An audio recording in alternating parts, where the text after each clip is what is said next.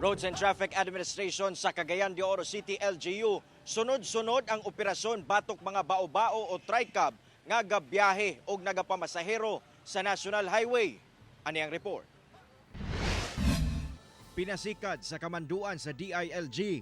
Mas gipakusgan karon sa Roads and Traffic Administration sa Cagayan de Oro City, LGU ang mga operasyon batok mga tricab o bao-bao nga gabiyahe sa National Highway sa syudad. Gawas sa mga gabiyahe sa National Highway, nagapamasahero pa kini nga hugot nga gibawal.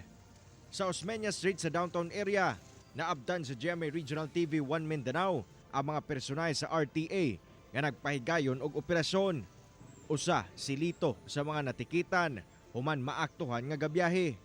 Apan alang kaniya, wala kuno siya na masahero o gigamit lamang kini isip personal service. Ang bao-bao nga gitagaan man biya og kanang i-restro biya sa kuan sa LTO. Dapat kuan na lambot na nga butanga kagianan sir ba nga o asa pwede kaya aron kami dili pud mi mataw-taw. Aron kami kumura ta mo ang subayon. Di kay mo bisa aron makabalo pud mi ba nga ahami mo agi dili pud mi dakpon. Matod sa mga RTA, adunay mga dalan sa syudad nga wala gyud gitugutan ang pagbiyahe sa mga bao-bao, ilabi na sa mga primary road. Tungod sa sagunson nga operasyon nga gihimo sa mga personahe sa Roads and Traffic Administration, dulaan gatusda ka mga tricab o bao-bao ang na-impound nila diri sa ilang buhatan. Sagad niini mga nagbiyahe sa National Highway, ingon man mga namasahero. Sigon sa RTA, magpadayon ang ilang mga operasyon batok bao-bao.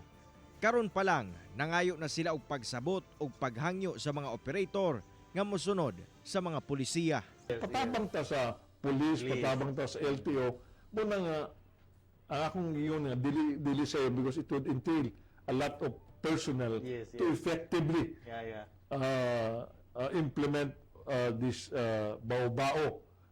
Mo position kag pila ka tao kung makalusot namay mo tabo and so on and so forth because the highway so taas kayo. Kauban si Makoy Simpron sa kamera. Ako si Cyril Chavez para sa One Mindanao.